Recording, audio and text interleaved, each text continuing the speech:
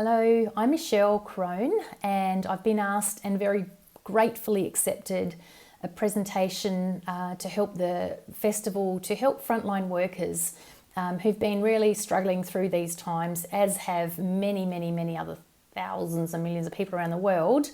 And so to bring the beautiful vibration back to a state of comfort and peace, and also to share the knowledge and wealth of wisdom that we have as speakers on this amazing festival. We all come with different abilities and different levels of information. So my session tonight is based around understanding your body signs and your symptoms, and how your body can manifest different diseases that are very silent if you don't know what to look for. So the main thing for me is that I would like to discuss more about how stress affects the bodies. And a lot of people have actually come to me and not said, oh, look, I'm not stressed. It's just, this is normal. Well, you know what? Stress is actually a silent manifester of inflammation, and it has many different pathways. So stress is also very much linked to how we perceive the stress that we're surrounded by or exposed to. And so part of the support that I give people is to help them understand that they may not feel stressed, but the body signs and symptoms can be bringing inflammation and other things into their system that aren't good for longevity. So I've done a little mind map, and for me, getting things down on paper are really helpful. And there's different things that I do in my daily practice to help support my own personal adaptations to stress. We can look back at hjave and look at the four categories of stress. And so I will talk about that a little bit now, in that the first level of stress, if we're under stress, our body can function pretty easily and get back to that same level of energy that it had prior to those stressors come in. We've got physiological ways, of coping with stress, and if our stress adaptation is easily able to energize itself again, then it does. But the second level of stress is that you still have the sensitizing factors come in, but we have less ease to get back to a balanced homeostatic state. The third so you might have a few things going on, like your blood sugars might be out of whack. You might crave more carbohydrate-rich foods, like the poor carbohydrates that don't easily digest properly through our blood sugars. And we might have, we might get muscle aches and pains, that sort of thing, fatigue. But we do bounce back, but we might need that little bit more help. The third level of stress adaptation, as proposed by hjave, was the fight or flight thing keeps coming in. We have to run away from the bear that's chasing us, and we have a problem with readapting back to a homeostatic balance. And that can affect things like our hormones, our immune system. It can affect things like our energy, our blood sugars. We might have, quite severe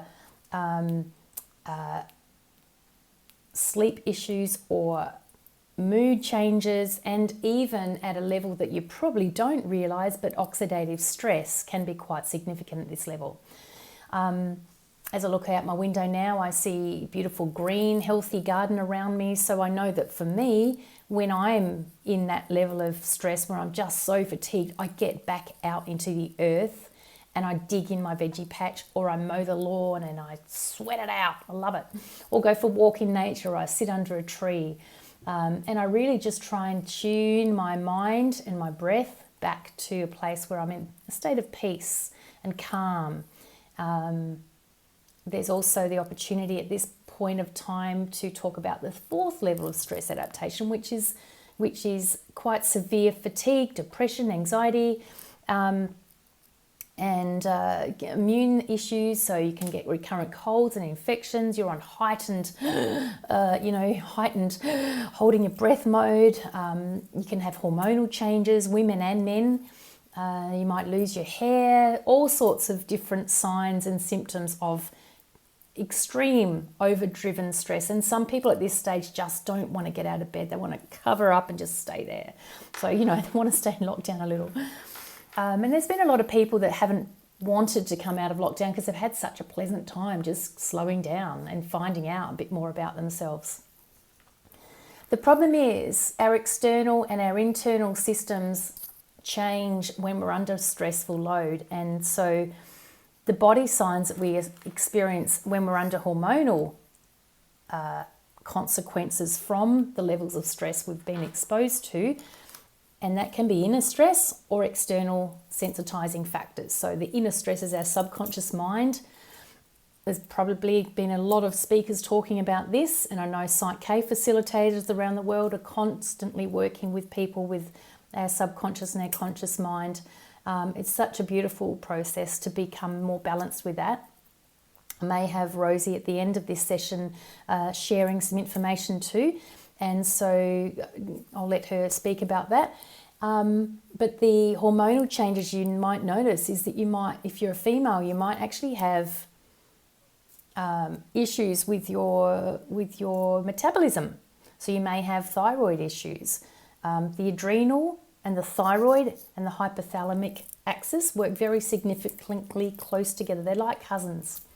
So the problem is we have external and internal sensitizing factors to stress. And so our body has to always strive to maintain homeostasis. So part of the problem that we don't realize when we're going through day-to-day activity and we're in a constant state of fight or flight, and at different levels of that stressful mode, it's easy to overlook some of the body's signs. And our gut is the center of all disease. Most of these signs associated with our body's symptoms are associated with gut microbiome changes, and therefore they bring about changes in the way our blood gets information to our cells. So it's actually a little bit, it's really quite exciting to have the science backing this now. And whereas we were looking at the philosophy of stress and all that sort of thing through psychology, now we actually know that stress does change things in the gut. Stress does change things in the way we perceive other stressors coming in. And so the number of body organs and functions that change under stressful duress include our hormones. They include changes in your thyroid, and maybe you might feel some swelling and stuff around your throat. You can actually have someone who's trained in this area checking that area for changes in the function of it. And we can also notice things like thinning hair. We might be getting a bit of grey in there. You might notice your nails are getting more brittle if you have metabolic problems with stress and the adaptation to stress.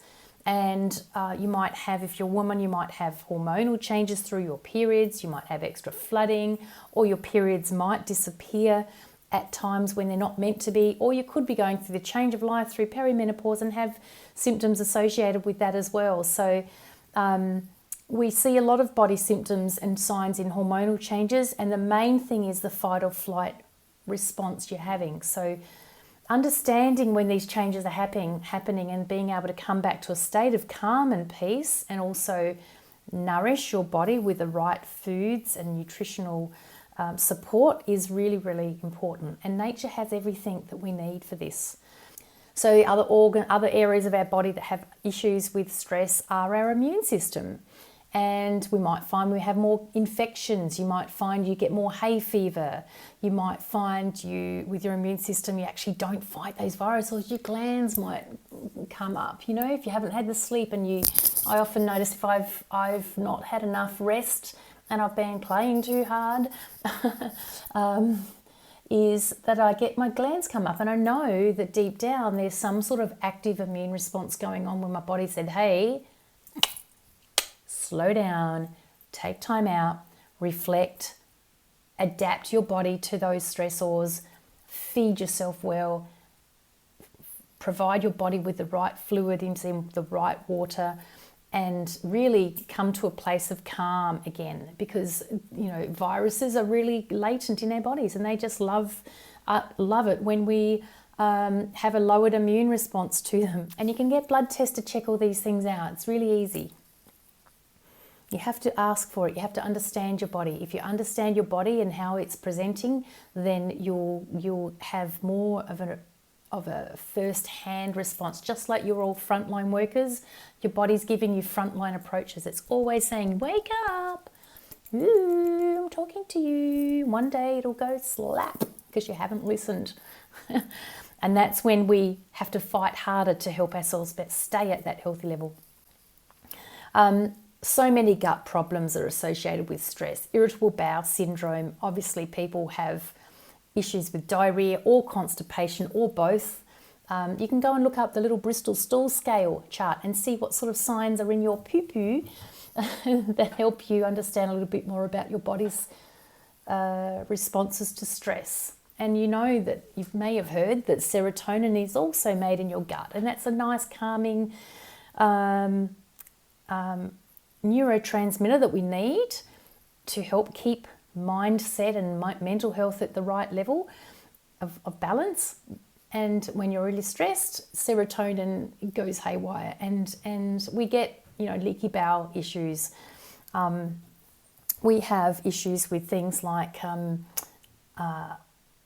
especially if you've got gut problems and you might drink more wine or alcohol, your liver's going to be impacted in that as well. And your liver and your gut work very closely with each other to filter and clean and to nourish. So they're pretty clever organs, and they can deal with a lot, but they can't deal with constant, repetitive and damaging information from the water and the food you drink and the stress that the mindset that you have associated with that. Another area to be of significance is your sleep. So your sleep is also going to be sensitized by external and internal issues. So if you're not eating right, not drinking right water, or drinking too much coffee, your fight or flight mechanism isn't going to turn off at night, and your cortisol levels will go up. And that manifests in body signs with things like irritated legs, or the restless leg syndrome, or dry skin, or dry mouth, or lack of hunger. And lack of sleep is associated with headaches, fatigue, muscle aches and pains. And really there's science showing that we're actually reducing our telomeres, the actual tiny things in our DNA that help us to stay healthy. And as frontline workers, you guys and gals have so much that you've had to deal with to help the community. And so understanding that you also need some time to reflect and get back into balance, because you're so beautiful in the giving, the purpose you have to do what you do is you're so driven that sometimes it's easy to put other people in front of you. But there's 6 phases of health to disease manifestation. And so I like to explain this to people. It's in regard to something we call homotoxicology. And so if you imagine a little dump truck going along the healthy to disease process along the road, it has to stop in 6 different points to help pick up junk, to take it back to the excretory parts of our body in order for us to maintain really healthy systems. So the first level of support for our body, this little dump truck goes into our excretory phases. So that's something like our lymphatic system. So the tip truck goes in, picks up the junk, takes it back to the rubbish tip and comes back to collect some more. And that's always happening.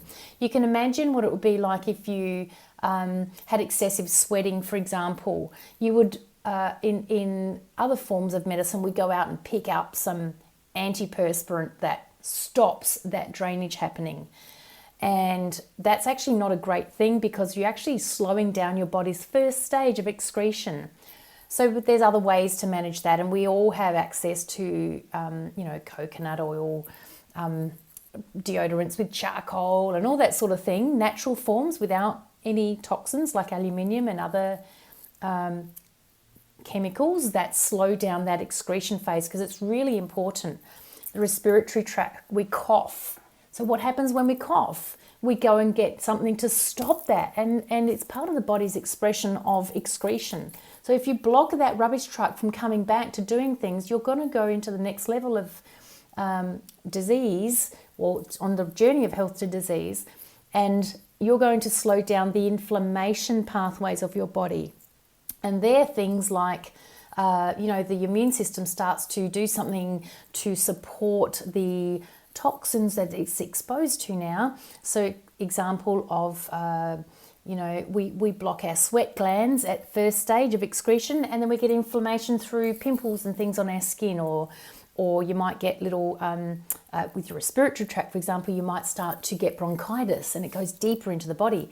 If you block that inflammation phase by using things that, like, for example, Panadol, or dare I say it, other things that suppress your body's active response to cleaning up toxic waste, then you're going to go into the next level of toxic overload. Imagine that little dump truck coming down. It's constantly trying to clean things up through the excretion phase and take them back to the dump. That's your body trying to flush things out. If you clog that up, people with things like irritable bowel syndrome get exposed to medicines that block up that channel, and that's not good. That's not a way for your body to actually excrete. We start to deposit toxic waste into other parts of our tissues. So you might get things like kidney stones or bladder stones, or you might have, with your lungs, you might actually start more likely coughing up more junk, and you might have lymph node swelling. This is your body's deposition phase, the third phase of health to disease. Let's keep going down that little road. The truck's still trying to do its thing back here, but we've blocked it a bit. And now we're impregnating. We've gone from depositing toxic load into the fatty tissue or the matrix around the tissues, and we're now depositing and impregnating our cells. So we've gone past that biological division of, we're able to clean it out here, and now we're starting to deposit. So we're impregnating things. So we have more things like allergies. We might get migraines. We might come up with things like blood sugar overload. You can't control your metabolism. You might have glucose intolerance. These are all symptoms of impregnation of toxic waste into your system. So in summing up, I want to encourage each and every one of you watching these videos, either recorded or live, and I want to encourage you to love yourself unconditionally, intimately, and passionately. And if you don't feel that resonates with you, then honestly, I can say that you may miss some of the signs that your body's giving you, because you'll be so far busy helping others do things, and it's really important that you're doing that within the community, but you will miss out on some of the signs that your body is giving you. So just stop, listen, and reflect on what I've discussed tonight, and just see if there's anything in there that your body's telling you. There's some beautiful books around. I've got an amazing book I love reading called Serving Humanity. It's very spiritual. Often I open up to a chapter and I read something, and I look at some of the messages that I'm getting from this, and it just resonates. The other book that I really love is there's a book called Your Body is Telling You to Love Yourself. And some of the disease manifestations we have can be metaphysically understood. And yes, I've gone into the physical sides of it tonight, but there's a lot of manifestation of emotional and physical stressors in our body. And yeah, it's really important to look after yourself, obviously. So summarizing what to do to help yourself, it's pretty simple. Clean air, clean and healthy, vibrant, rich food, clean and healthy water, not just safe, chemically filled water, but clean and healthy, energized, rich water. And listen to your body. Listen to your body. Listen to that chitter chatter in the mind. The subconscious mind often plays a lot of a part in this.